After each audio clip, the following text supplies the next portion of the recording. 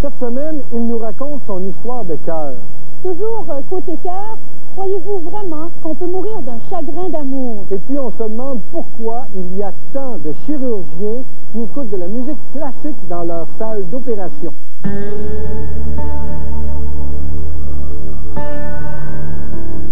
que vous avez eu peur de mourir Ah oui, j'ai eu peur de mourir. En 90? J'ai eu peur que c'était fini. Tout le monde était couché à la maison. Là, j'ai eu une douleur dans l'estomac. Là, j'ai eu des sueurs. Je savais que c'était plus qu'une mauvaise digestion. J'allais réellement pas bien. Puis là, la douleur là, était plus forte. Jusqu'à temps que là, je crie à ma femme qui était au deuxième. J'ai dit, descends. Là, puis là, j'étais comme à genoux. J'ai demandé d'appeler tout de suite l'ambulance. Un infarctus, c'est un terme peut-être un peu technique, mais dans les termes populaires, ça veut dire une crise de cœur. En 4 photos, je l'ai assisté comme à la formation d'un infarctus. L'artère est normale, les globules rouges circulent à l'intérieur, la paroi se rupture, est blessée. Aussitôt que la paroi est blessée, le caillot commence à se générer par la formation des plaquettes. Le caillot grossit rapidement et fait une obstruction complète au flot sanguin, de sorte qu'il n'y aura pas de sang qui ira plus loin pour nourrir le reste du cœur. Dans mes années de hockey, j'ai été entouré de spécialistes dans le niveau médical qui trouvaient tout le temps un moyen, une solution pour guérir mes joueurs. Je me suis dit, si je peux me rendre à l'hôpital, ils vont trouver le moyen. Dans l'ambulance, j'ai fait là, ce que j'ai pas fait souvent dans ma vie. J'ai parlé au bon Dieu. Parce que le bon Dieu, c'est comme le docteur. Tu y parles juste quand t'en as besoin. Que j'en avais besoin. Puis j'avais dit au bon Dieu, je m'en rappellerai tout le temps. J'ai toujours voulu gagner toute ma vie. Gagner tous les matchs de hockey. Là, je dis au bon Dieu, je dis, écoute bien, je te demande pas de la gagner, mais je peux pas la perdre. Mais quand M. Bergeron s'est présenté, a été transféré ici à l'Institut, qu'est-ce que vous avez fait la première chose quand vous êtes arrivé?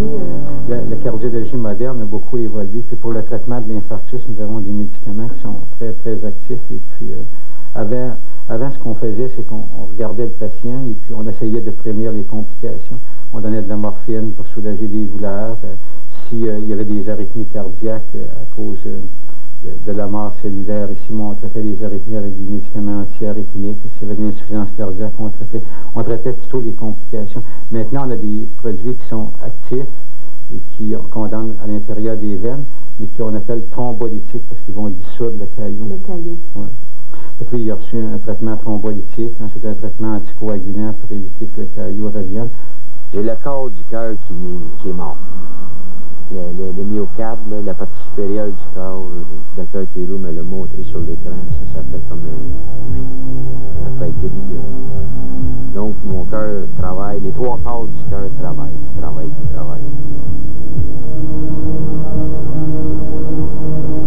Vous voyez ici que le cœur se contracte, sauf que toute cette partie-là du cœur se contracte pas, alors qu'elle le devrait. C'est l'infarctus, ceci, ça montre que le muscle ne fait pas son travail, et puis éventuellement, ce sera une cicatrice qui, ceci, est irréversible, on ne récupère pas de la cicatrice. Ça faisait drôle parce que je faisais souvent des passes avec ça. Pour ceux que, quand je dirigeais de Bergeron, il n'y a pas de cœur. Là, ils savent que j'en ai un. À votre avis, qu'est-ce qu'il y avait qui prédisposait à avoir comme ça un il y avait d'abord l'histoire familiale, parce que son père était décédé en un de ses bas âge, aussi d'un infarctus du myocarde. Donc, il y avait déjà le terrain sous-jacent. Des fois, j'étais sur la route avec mon équipe. Puis là, j'appelais mes assistants à minuit. Je venais d'avoir une idée. Dans ma chambre, meeting. Les gars arrivaient, les pyjamas, les couettes tout croche. Je faisais donner du café. Le café s'empêche de dormir. On prenait 2 pots de café. À 2 heures du matin, on se regardait tous avec les yeux grands ouverts. On dormait. Certainement, le tabagisme qui est un facteur de risque important. Ensuite, il y a des habitudes alimentaires. Si c'est quelqu'un qui va manger un peu dans les restaurants, qui voyage beaucoup, mais peut-être que sa nourriture était probablement très riche, encore gras. On avait un meeting de hockey, on faisait venir du poulet. Aujourd'hui, on va du chinois. Demain, la pizza. Toutes ces affaires-là. Il comprend très bien les facteurs qui font que sa maladie peut continuer à évoluer et puis qu'il essaie probablement d'y vivre de la meilleure façon possible. Parce qu'un deuxième infarctus, c'est pas impossible quand même dans son cas. Il faut qu'il soit prudent par rapport à ça. Je suis pas, écoute bien, là, je suis pas l'exemple frappant là, de l'Institut de cardiologie, mais j'essaie après 8 heures le soir, le café, puis manger tout croche, là. C'est important. D'ailleurs, mais d'un autre côté, j'ai beaucoup moins de pression que j'en avais. Et cette pression-là, accumulée, fait que c'est peut-être pas tellement bon de le sentir. C'était difficile. Pour M. Bergeron? Oui, de le coacher. Pas facile.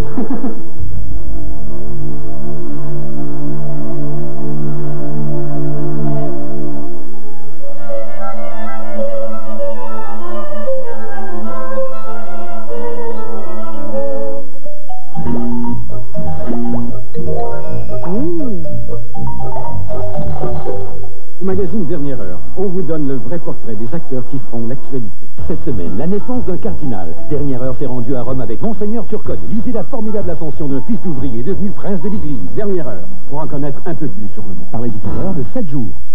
À l'insu de Jean-Philippe, nous avons remplacé sa pop-tart habituelle par une pâtisserie Toaster Strudel de Pillsbury. Comment va-t-il prendre ça? Waouh, c'est quoi ça? Ça, c'est un Toaster Strudel de Pillsbury. Ça ressemble à une pop-tart. Et c'est bien meilleur. Entre ces deux croûtes bien feuilletées se trouve une confiture bien juteuse. Regardez-moi ce glaçage. Où est-ce qu'on les trouve? Ils sont tellement bons. À l'épicerie, avec les produits surgelés. Super. Les Toaster Strudel de Pillsbury, ça a bien meilleur goût et ça vient de sortir. Oui. Mais pourquoi donc le dites-vous si bas, hein? Et c'est à l'aube que je découvris le pays du fromage canadien. Je vis le soleil se lever sur une omelette à l'emmental. Plus tard, je gravis le Monterey Jack, puis traversai une forêt de céleri fromage à la crème sous une averse de noix pour atteindre le plateau des pommes de terre au cheddar. Après les questions, nous aurons une dégustation de délicieux fromages. Bienvenue au pays du fromage canadien. Êtes-vous allé au végétarien cette semaine? Malgré le mode de vie rapide d'aujourd'hui, une visite régulière au végétarien, ça me donne à moi le goût de manger bien, de manger bon et prendre le temps de se faire du bien. C'est une merveilleuse habitude à répéter. Saviez-vous que les oranges contiennent beaucoup de minéraux? Justement, cette semaine, au végétarien, orange sans pépins, 10 pour 99 cents. Moi, cette semaine, je prends le temps d'aller au végétarien, à Sherbrooke et à Magog. Au magazine Dernière Heure, on vous donne le vrai portrait des acteurs qui font l'actualité. Cette semaine, la naissance d'un cardinal. Dernière Heure s'est rendue à Rome avec Monseigneur Turcotte. Lisez la formidable ascension d'un fils d'ouvrier devenu prince de l'Église. Dernière Heure, pour en connaître un peu plus sur le monde. Par l'éditeur de 7 jours.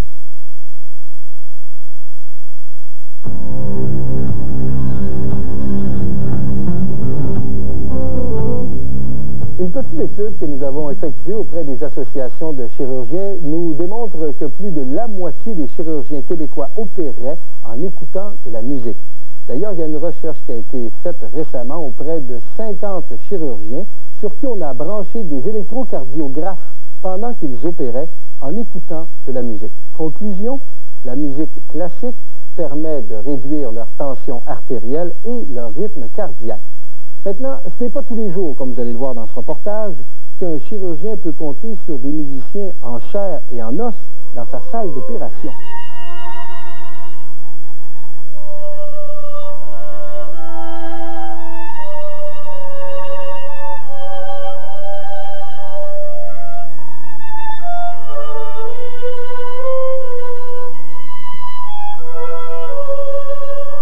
Alors, est-ce qu'on peut vous demander si vous êtes surpris d'apprendre qu'il y a la moitié des chirurgiens au Québec qui écoutent de la musique classique pendant qu'ils sont dans la salle d'opération? Ça ne me surprend pas vraiment, ça.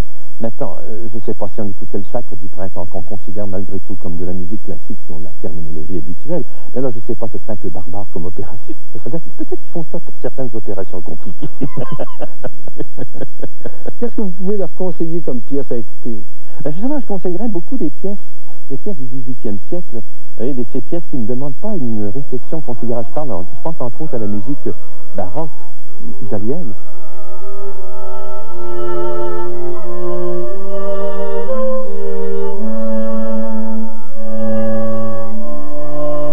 Il y a des gens qui aiment ça, travailler en musique. Moi la vie, c'est de la musique. Alors, j'aime bien. Mais à la salle d'opération, il y a une raison particulière, c'est que ça sert pour éliminer tous les bruits de fond. Alors, les bruits de fond, vous les entendez, c'est l'appareil d'anesthésie, les cardioscopes, les appareils de chirurgie qu'on peut utiliser, etc. Pour le chirurgien, pour ne pas se faire distraire, tu crées une ambiance musicale, tu oublies tout ça.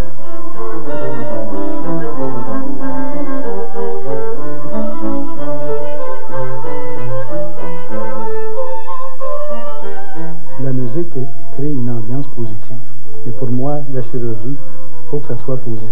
Il faut que tu aies confiance que le geste que tu vas poser, c'est le bon geste. Donc, tu veux être calme, tu veux prendre des bonnes décisions et ton cerveau a besoin d'ambiance un peu détachée, dégagée. C'est sûr que quand ça va mal pendant une opération, la musique, on l'arrête. Parce que là, il y a une phase de tension qui demande peut-être plus la concentration de tout le personnel.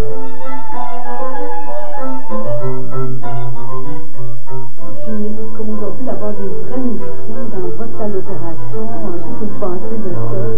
Sûrement que ça serait excellent d'avoir des musiciens. Un orchestre symphonique. Tu peux leur commander. Il n'y a pas de répétition comme sur cassette, mais je pense que ça serait un peu, ça déjouerait un peu le but. Il y a aussi un problème de sérénité, comme on l'a vu là, dans les préparatifs. Nous, avant d'arriver ici, toute l'équipe... Oui, tu ne peux pas mettre autant de personnel que ça dans une pièce. De faire comme à la cour du roi, puis d'avoir son orchestre pour administrer, non, je pense qu'on n'y est pas rendu là. C'est une belle expérience, et ça fait ça. Absolument.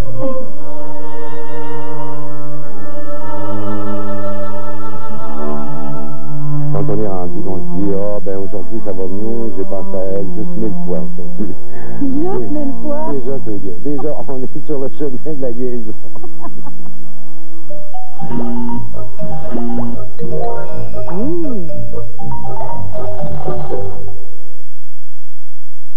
Un peu plus tard ce soir, retrouvez les célèbres bébés, Patrick, Alain, François, qui répondent à toutes nos questions avec beaucoup de spontanéité et beaucoup de franchise aussi. Un beau cadeau du mois ce soir, 21h.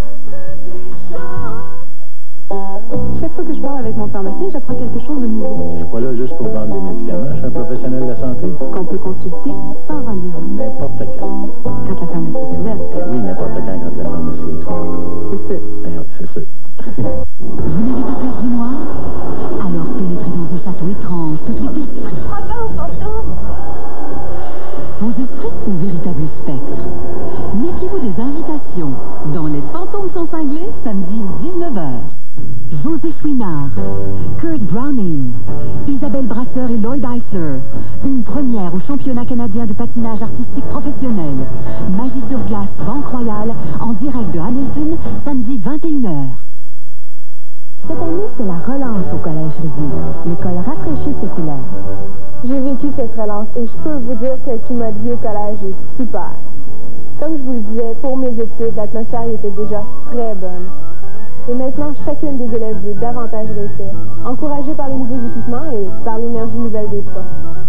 La vie de famille dans notre petit collège est invitante. Viens te faire des amis.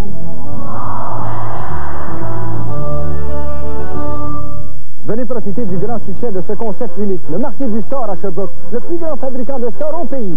Achetez directement du manufacturier au prix du gros et ne payez aucune taxe tous les jours. Stores horizontaux, stores verticaux, stores de toile et stores plissés.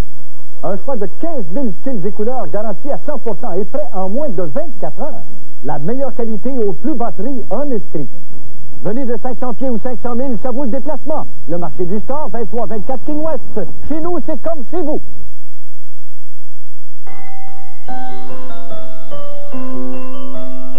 Cette année, à Noël, vous serez emballés et encore plus plus que jamais. Car chez Zellers, dès maintenant, vous réaliserez plus d'économies que vous ne pouviez en rêver sur un plus grand choix de cadeaux de Noël que jamais auparavant. Alors fêtez en grand avec Zellers et obtenez plus d'économies, plus de primes, plus d'argent en retour. Zellers vous le prix le plus bas pédois tous les jours.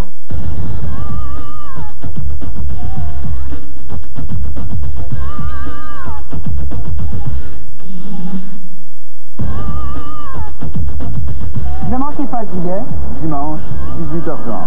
Les meilleurs amis Imaginez votre belle amie. sont les pires ennemis. Espèce de salopard. James Spader, Gardez-moi de la justice. John Cusack. Parce que j'ai gagné. En primeur, Faux Frères, dimanche 19h30. Des milliers de personnes se rendent malades chaque année en mélangeant des médicaments. Pour éviter que ça vous arrive, consultez toujours le même pharmacien. Avec votre dossier, c'est la personne la mieux placée pour vous aider à y voir plus clair.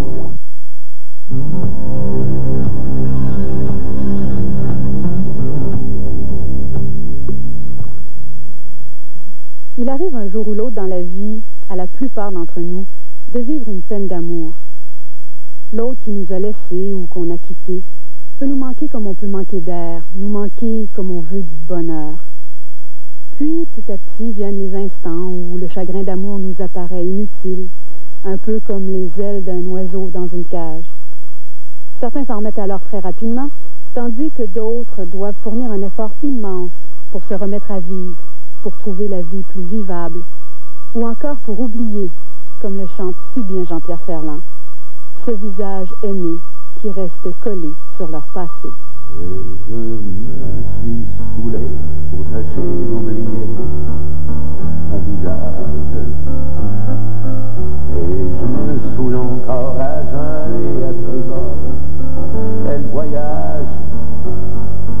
Hier c'était demain, demain ce sera toujours ton visage qui sentait à coller comme un drapeau mouillé en retraite. Est-ce que vous pensez que la vie vaudrait la peine d'être vécue s'il n'y avait pas de chagrin d'amour? Oh, je sais pas vraiment parce que moi, mon chagrin d'amour que j'ai eu, ils m'ont attendri. Ils m'ont enlevé ma prétention. Puis, ils m'ont remis à ma place. Je pense que c'est pas obligatoire. On n'est pas obligé de passer parce que ça fait très, très mal. C'est le plus grand mal du monde. Un cancer, quoi. Est-ce qu'il peut y avoir des conséquences vraiment médicales à une peine d'amour? On sait qu'il y a des conséquences médicales à des grands stress en général. Oui. Et la peine d'amour, c'est un grand stress, c'est un stress exceptionnel, c'est un stress où on perd une partie de soi, souvent, surtout après une très longue relation. Il y a en effet des études qui démontrent qu'en période de dépression, de grande souffrance, les gens se défendent moins bien au niveau immunitaire. On ne peut pas identifier de maladies spécifiquement, comme par exemple dire la personne est décédée d'un cancer parce qu'elle a eu une peine d'amour, mais on sait qu'on se défend moins bien en général en période de grand stress. Le Créateur a créé un homme et une femme et il n'a pas laissé Ève toute seule sur la terre. Et vous savez cette affaire-là, hein? Vous connaissez cette affaire-là, hein? Oui, je connais ça. Oui, je connais ça. Quand on a choisi quelqu'un, on dit que c'est la seule personne au monde qui puisse vraiment te matcher, qu'il n'y a personne qui a été créé en ce beau monde pour être aussi proche de toi. Donc, quand on perd cette personne-là, on se perçoit aussi où est-ce qu'on va retrouver cette folie et cette passion.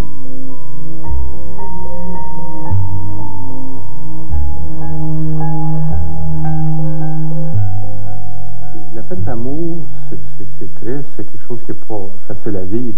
Mais ça, en soi, c'est pas quelque chose qui fait mourir. C'est pour ça qu'on parle plus de l'individu que de l'événement lui-même. La personne qui vit une peine d'amour, puis qui a à l'intérieur, disons, une certaine sorte de fragilité, là, à ce moment-là, elle peut en mourir. Je prends quelqu'un qui aura une vulnérabilité à faire une dépression sévère, par exemple. Dans ce contexte-là, une personne qui a cette vulnérabilité-là, puis qui va vivre une peine d'amour, ça pourrait arriver que ça déclenche une dépression profonde. Puis on sait qu'un des risques de la dépression, C'est le risque suicidaire. Mourir d'amour, c'est de perdre l'espérance. Pas l'espoir. Il y a une nuance entre l'espoir et l'espérance. Perdre l'espérance. C'est-à-dire, l'espoir, c'est juste... perdre l'espérance, c'est que non, c'est terminé. Je ne serai plus jamais assez fort pour aller rechercher ces grandes valeurs de la vie. Ça, c'est la perte de l'espérance. Alors, non, c'est ça.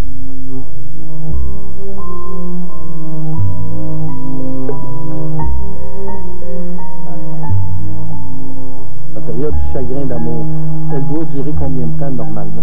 Un chagrin qui ne se liquide pas raisonnablement après les 4 saisons a tendance à être un chagrin ou un deuil pathologique. S'il est trop rapide, il y a négation et on voit souvent les amoureux s'embarquer dans une relation amoureuse très, très rapidement. On peut assister à, vous m'excuserez l'anglicisme, des backlash, à des retours extrêmement douloureux à cause du premier deuil qui n'est pas fait. Quand on a un chagrin d'amour, il ne faut pas rester chez soi, il faut faire quelque chose. Puis moi, j'ai subi pendant 4 ans un chagrin d'amour, je n'ai même pas écrit une chanson. Pendant 4 ans? 4 ans. C'est long, 4 ans. Ah! C'est l'enfer de ma vie. Puis tout d'un coup, je me suis mis à sourire, puis j'ai réappris à parler. Parce que quand on ne parle pas pendant 4 ans, on oublie comment converser. On oublie presque comment réfléchir. Parce que quand on est malheureux, on ne réfléchit pas. On subit la réflexion. Puis c'est tellement terrible de ne pas être le coordonnateur de notre pensée. On ne peut plus diriger ni son cœur ni sa pensée. On est dans un trou noir. Et ceux qui ont eu des chagrins d'amour savent qu'est-ce que c'est. Que ce gouffre noir qui fait mal dans le plexus solaire, qui est épouvantable. Est-ce qu'il y a un âge où une peine d'amour est plus foudroyante qu'à un autre? Oh, je dirais que c'est sûrement pendant les grandes périodes d'instabilité de la vie, l'adolescence, la quarantaine, où on essaie de se remettre en question constamment. T'as perdu ton mari, j'ai perdu ma première femme. La vie continue, il faut... La vie continue. Il faut s'accrocher à la vie. Il y a la raison, il faut se raisonner. Il faut se raisonner beaucoup. Quelqu'un qui a 80 ans et qui perd son amoureuse subitement. C'est pas une peine d'amour? Oh non. Qu'est-ce que c'est? Mais non, parce que s'il l'aimait vraiment, il va l'aimer même quand elle va être morte. Donc, c'est pas un chagrin d'amour, c'est pas cette boule noire dont on parlait tout à l'heure. C'est la vie disparaît. Mais que la vie disparaisse, c'est moins souffrant que de savoir que ton amour est parti avec un autre. Ça, c'est terrible. Je peux raconter une histoire extraordinaire. Ma grand-mère, qui a été veuve assez jeune, dans la cinquantaine, me disait que évidemment, elle a souffert beaucoup, et puis elle vivait en campagne, et un matin, en marchant à la campagne, elle a eu l'impression qu'elle n'était pas tout seul, qu'il était encore là. Et elle racontait vraiment que elle, l'amour vrai de son conjoint, c'était de le percevoir, de savoir qu'elle l'aimait. Et elle continuait donc de l'aimer, elle a toujours continué de l'aimer, qui est une histoire extraordinaire, mais qui montre peut-être parfois des différences de perception de ce qu'est l'amour et puis de la façon de... Les yeux verts pour l'amour, ton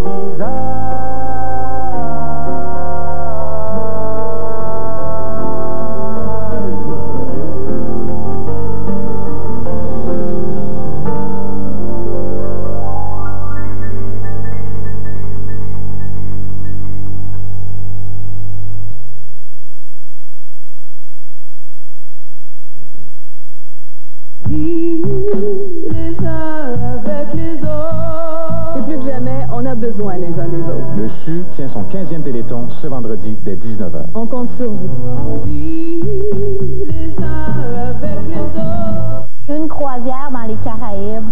Ça, c'est un cadeau de Noël. Quoi? Tu veux dire que je voyage ici, tu l'as gagné? Oui, le 23 décembre dernier. Tu vois, j'ai fait tous mes achats des fêtes chez mes marchands du centre-ville de Sherbrooke. Un charme! Il suffisait de remplir un coupon de participation. Les enfants ont adoré la parade de Noël. C'était le 3 décembre. c'était à recommencer, moi aussi, je ferais mon magasinage des fêtes chez les marchands du centre-ville de Sherbrooke. Bon, 30 minutes 3,90, 15 minutes 14,25. Hey, avec le plan Inter-Maxtel, 10 minutes, on s'en fout! Les rabais, c'est ça sur les plus gros montants, comme celui-là. Hein? Bon, avec les compagnies qui te donnent des rabais sur les appels les plus longs. Ton rabais, tu l'auras juste là-dessus.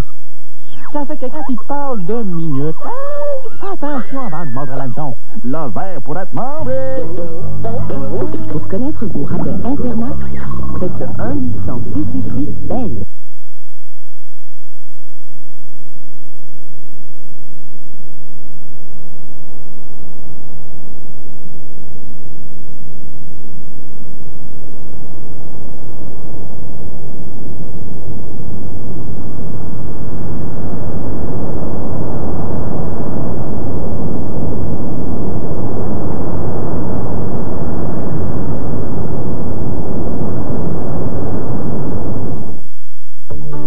Pleinement sa jeunesse, en parfaite complicité.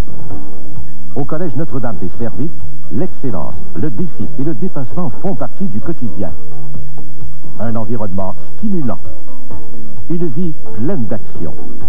Le Collège Notre-Dame des Servites Bayersfield, plus qu'une école, un pensionnat, un externat, une expérience incomparable en toute complicité. Informez-vous, composez le 838-4221.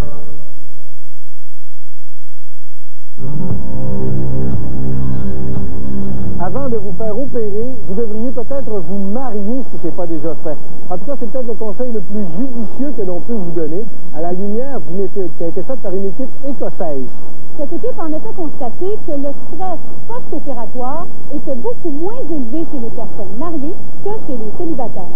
Et cette étude en recoupe une autre, française celle-là, qui démontre que les personnes mariées vivent 2 à 3 ans de plus que les célibataires. En tout cas, moi, c'est déjà fait. Toi, c'est pour quand? De toute façon, déjà, j'ai 2 ans de plus de véhicule que toi. Ça pourrait être long, hein, comme discussion. Au revoir, mesdames et messieurs. À la semaine prochaine.